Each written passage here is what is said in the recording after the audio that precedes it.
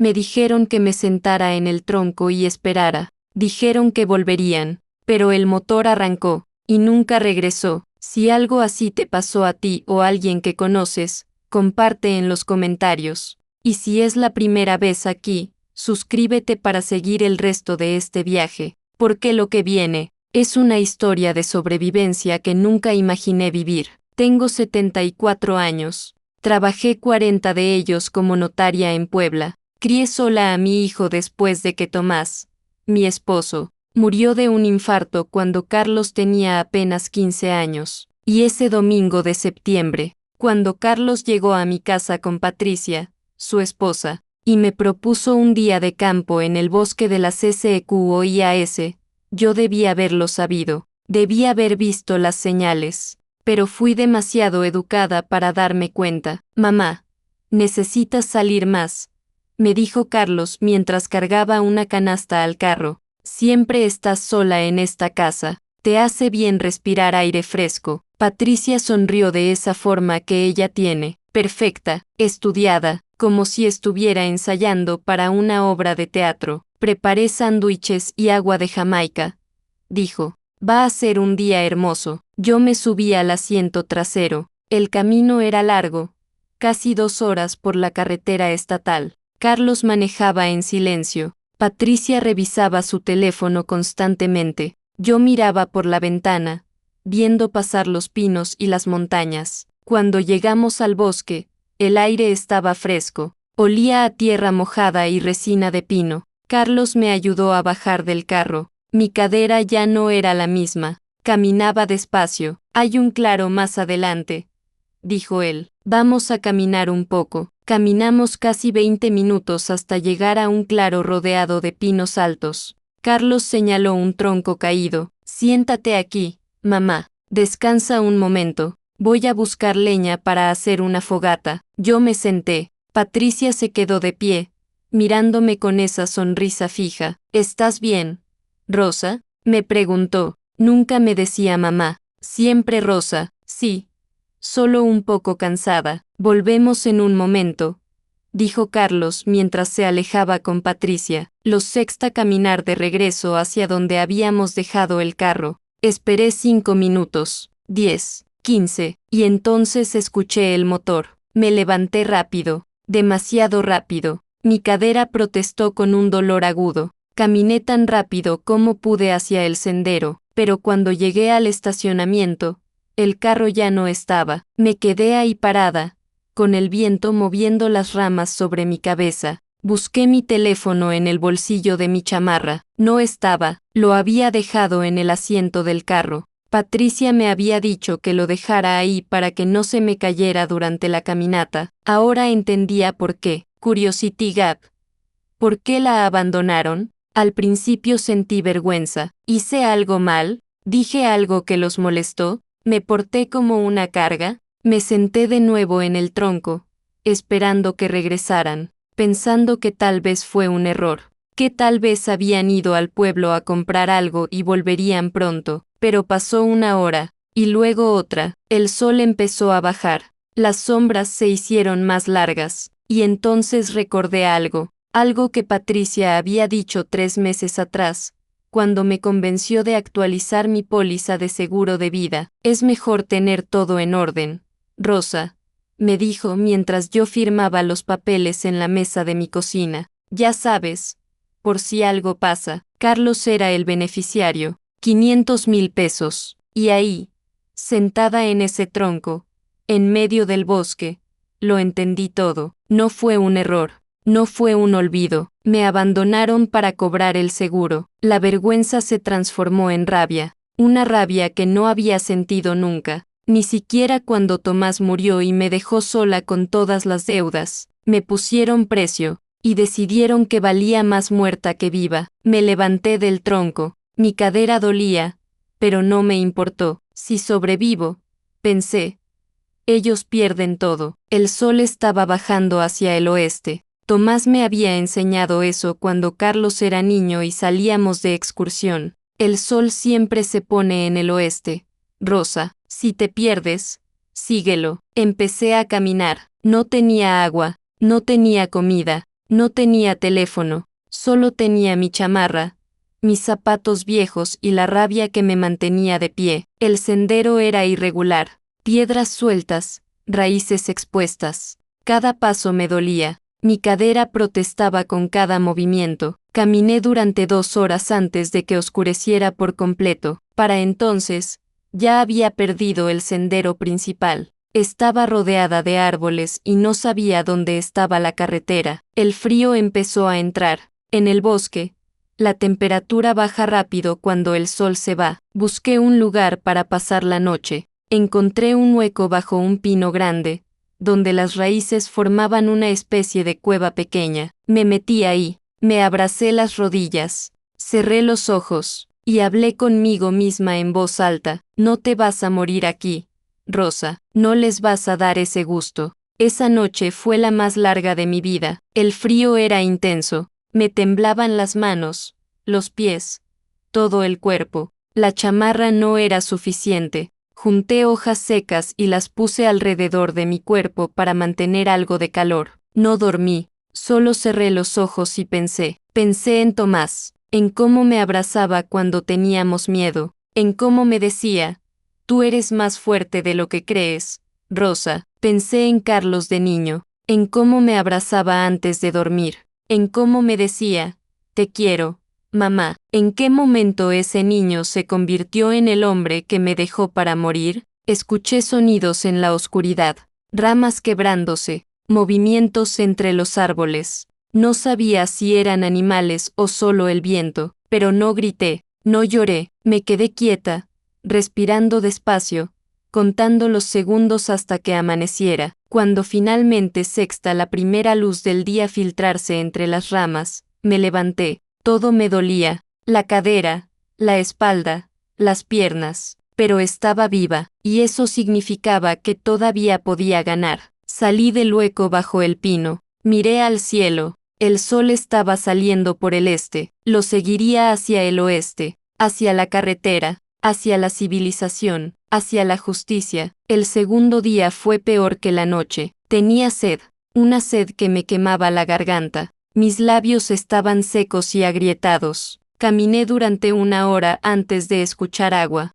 un arroyo pequeño, entre las rocas. Me arrodillé, bebí con las manos. El agua estaba fría y tenía sabor a tierra, pero no me importó. Luego sexta unas moras silvestres en un arbusto cercano. Las reconocí porque Tomás y yo las recogíamos cuando éramos jóvenes. Comí un puñado, eran ácidas, pero me dieron energía. Seguí caminando, el terreno se volvió más difícil. Había un barranco que tenía que cruzar. No podía rodearlo porque eso significaba perder dirección. Así que bajé, me agarré de las raíces, me arrastré sobre las piedras, y a mitad del camino, mi pie resbaló, caí de lado, mi muñeca golpeó una roca. El dolor fue inmediato, intenso, como si me hubieran partido el brazo. Me quedé ahí tirada, respirando fuerte, mirando el cielo. Levántate, Rosa, me dije en voz alta,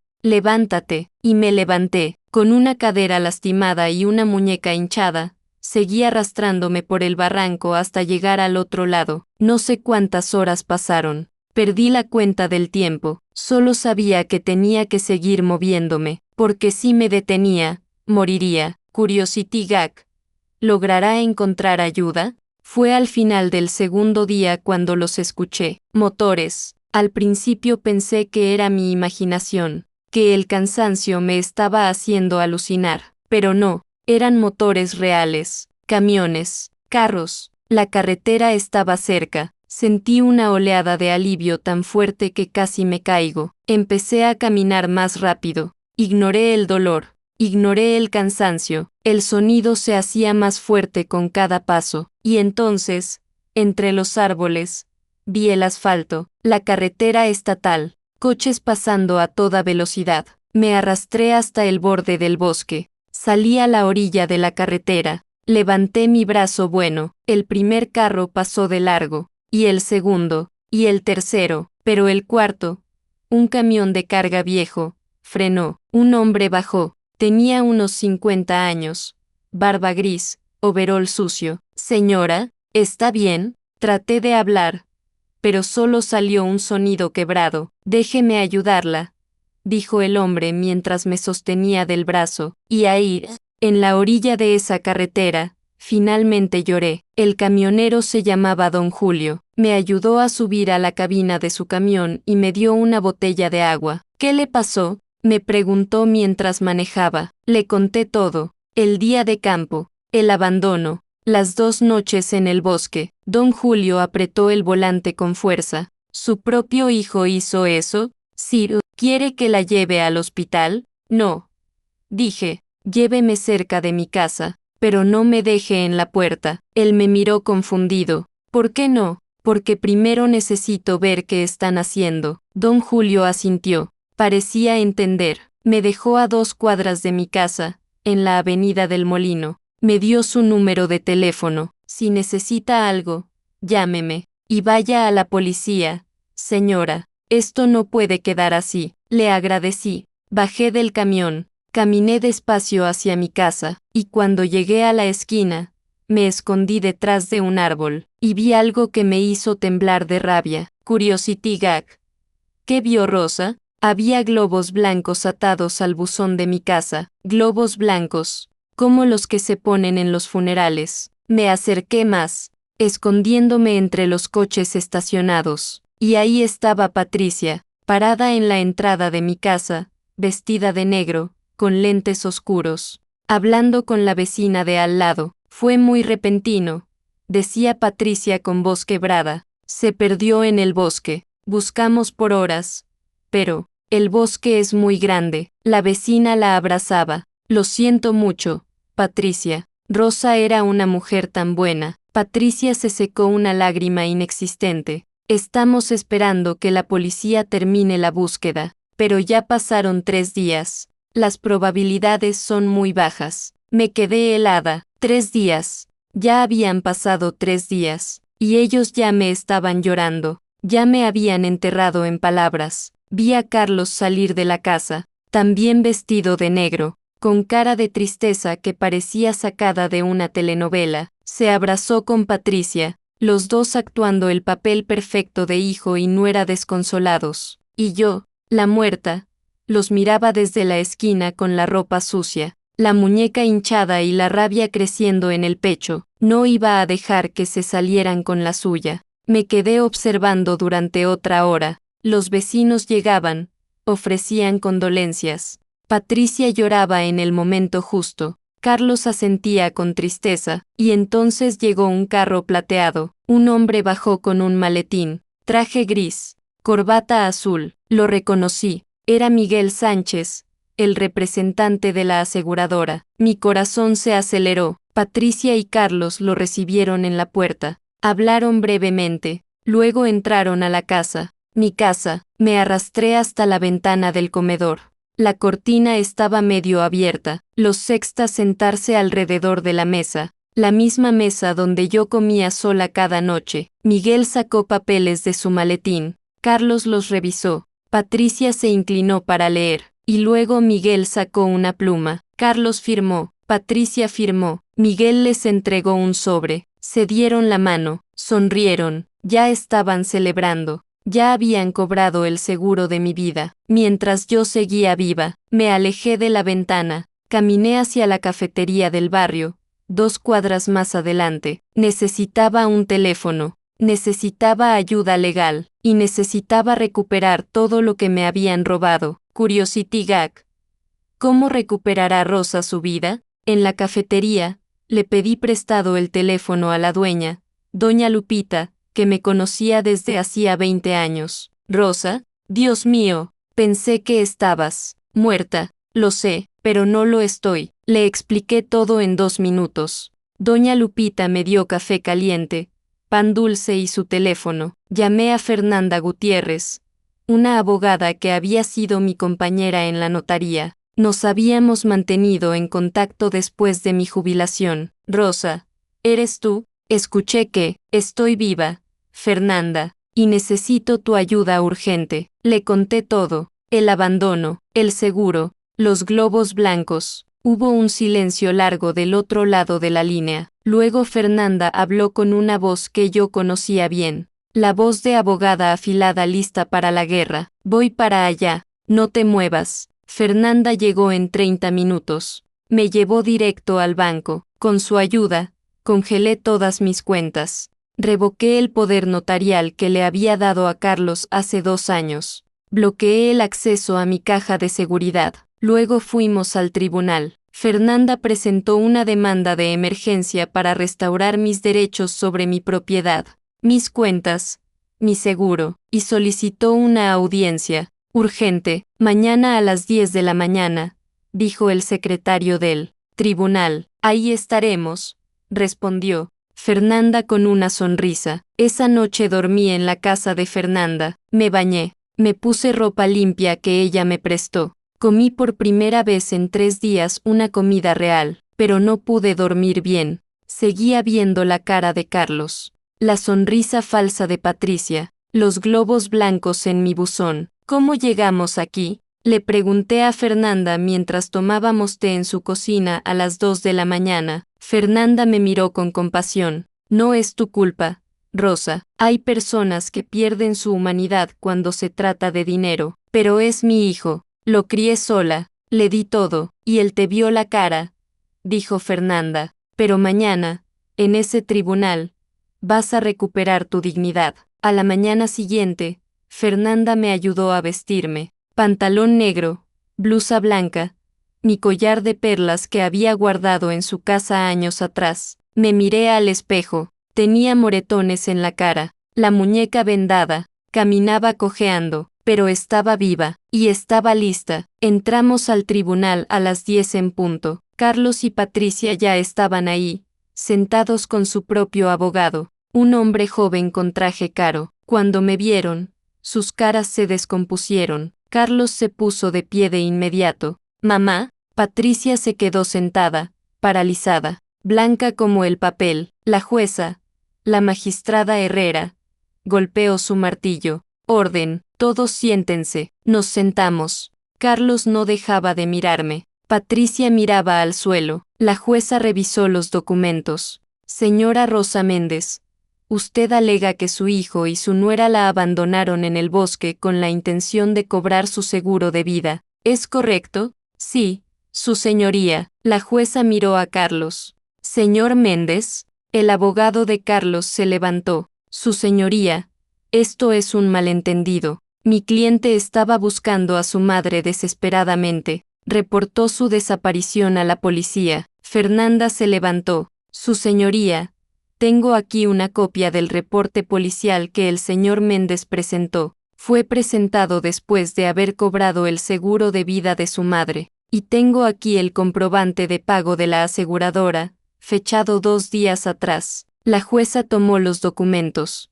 Los revisó en silencio, luego miró a Carlos con una expresión que podría congelar el infierno. Señor Méndez, voy a ordenar una investigación policial completa de este caso, y voy a restaurar todos los derechos de la señora Rosa Méndez sobre sus propiedades y cuentas de inmediato. Después de la audiencia, Fernanda me llevó a la delegación de policía. El detective Ramírez me recibió en su oficina. Un hombre de unos 50 años, con cara seria y libreta en mano. Señora Méndez, necesito que me cuente todo desde el principio. Le conté cada detalle, el día de campo, el abandono, las 2 noches en el bosque, las lesiones. El detective tomó notas. Luego me envió a un médico forense. El doctor documentó todo, la cadera lastimada, la muñeca hinchada, los moretones, la deshidratación. Estas lesiones son consistentes con exposición prolongada y trauma físico,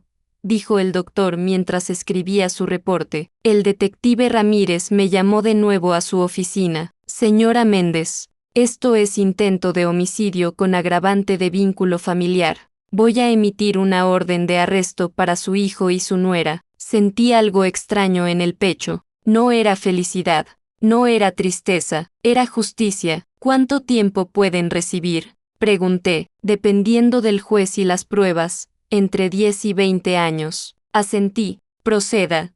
Detective, esa noche, en la casa de Fernanda, No pude dormir de nuevo. Seguía pensando en Carlos. Recordé cuando tenía 6 años y se cayó de su bicicleta. Vino corriendo a mí con las rodillas raspadas, llorando. Lo abracé, le curé las heridas. Le dije que todo iba a estar bien. Recordé cuando cumplió 15 y su papá murió. Se encerró en su cuarto por semanas. Yo le llevaba comida, me sentaba afuera de su puerta, le hablaba aunque no respondiera. Recordé cuando se graduó de la universidad. Lloró en mis brazos. Me dijo, lo logré por ti, mamá, todo fue por ti. ¿En qué momento dejé de ser su mamá y me convertí en su estorbo? Fue gradual, tan lento que no lo vi venir. Primero dejó de visitarme seguido, luego las llamadas se volvieron más cortas. Luego solo me hablaba cuando necesitaba dinero, y cuando conoció a Patricia,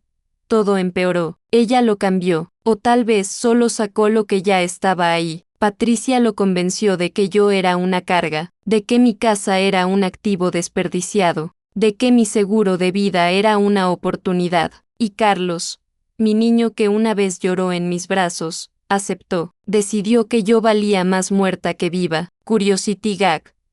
¿Cómo se siente Rosa realmente? Recordé el día que firmé la póliza de seguro. Fue en mi cocina, un martes por la tarde. Patricia llegó con los papeles y una pluma. Es solo un trámite.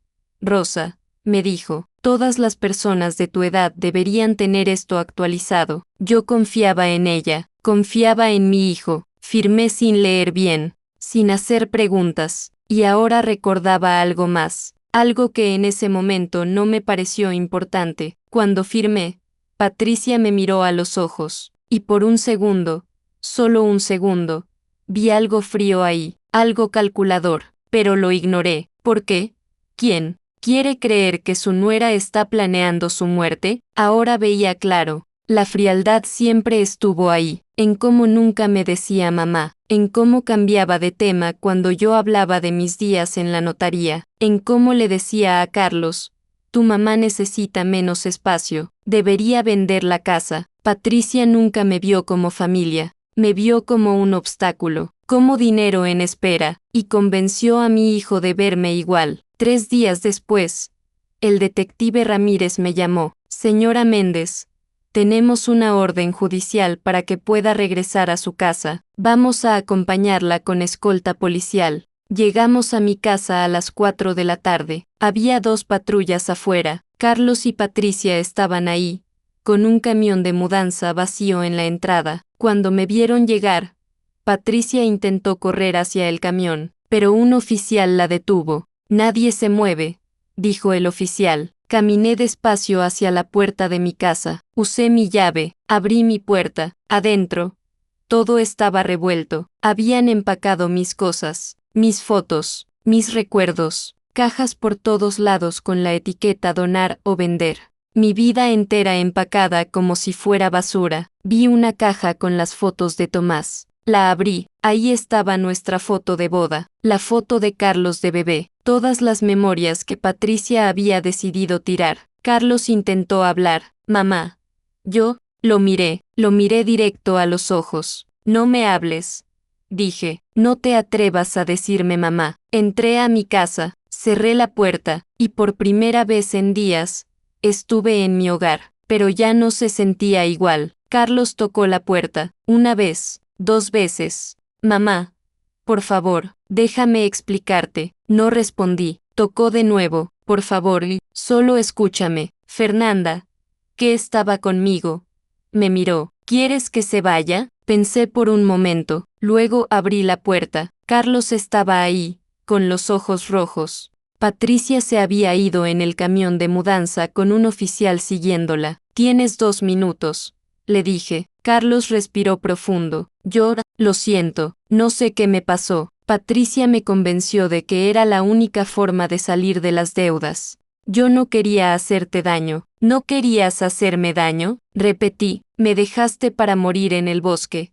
Carlos. Para morir. Lo sé y me arrepiento. Por favor, mamá, perdóname. Lo miré. Vi al hombre de 45 años parado frente a mí. Y ya no vi a mi hijo, vi a un extraño. ¿Sabes qué es lo peor? Le dije, no es que me abandonaras, es que pudiste hacerlo, que me viste como algo descartable, como un cheque que cobrar. Carlos lloró, por favor, vete. Le dije, y no vuelvas. Mamá, vete. Carlos se dio la vuelta, caminó hacia la patrulla que lo esperaba, lo arrestaron ahí mismo, esposado, leído sus derechos. Cerré la puerta, me senté en mi sillón, el mismo donde Tomás y yo veíamos televisión los domingos, y por primera vez en todo este infierno, lloré, no por Carlos, lloré por la mamá que fui, por el hijo que perdí hace años sin darme cuenta. Pasaron 2 semanas. La investigación policial avanzaba. Carlos y Patricia enfrentaban cargos de intento de homicidio calificado y fraude. Recuperé mi casa, recuperé mis cuentas. El seguro que habían cobrado fue devuelto por orden judicial. Fernanda me ayudó a cambiar todas las cerraduras, a limpiar la casa, a sacar todas las cajas que ellos habían empacado. Doña Lupita de la cafetería me visitó. Me trajo pan dulce y café. Se sentó conmigo en la sala. ¿Cómo estás, Rosa? Viva, respondí, y eso es más de lo que ellos esperaban. Los vecinos también vinieron. Se disculparon por creerles a Carlos y Patricia, por llorarme antes de tiempo. No es su culpa, les dije. Ellos eran muy buenos actores. Poco a poco, mi casa volvió a ser mi hogar. Pero algo había cambiado, yo había cambiado, ya no era la Rosa invisible, la Rosa que aceptaba todo con una sonrisa, era la Rosa que sobrevivió, la Rosa que luchó, y esa Rosa no iba a dejar que nadie volviera a verla la cara. Una tarde, me senté en mi mesa de cocina con papel y pluma, escribí una carta, no era para Carlos, ni para Patricia, era para mi nieta, Sofía, la hija de Carlos. 16 años, una niña que yo adoraba pero que hacía meses no veía porque Patricia no me dejaba acercarme. Querida Sofía, escribí, tal vez algún día, cuando seas mayor, quieras saber qué pasó realmente, por qué tu papá y tu mamá están en la cárcel, por qué tu abuela desapareció de tu vida por un tiempo. Le conté todo, con palabras honestas pero no crueles. Esto no es para que odies a tus padres. Escribí, es para que sepas la verdad, y para que sepas que siempre tendrás un lugar en mi casa, siempre tendrás una abuela que te quiere. Sellé la carta, la guardé en mi caja fuerte. Algún día, Sofía la leería, y sabría que su abuela sobrevivió, que luchó, que ganó. Me levanté de la silla, miré por la ventana de mi cocina. El sol se estaba poniendo. Tomás solía decir, cada atardecer es una promesa de un nuevo amanecer, y por primera vez en mucho tiempo, le creí. Gracias por escuchar mi historia. Si pasaste por algo así, sepas que no estás solo. Suscríbete para más historias reales, y nunca dejes que nadie te haga invisible.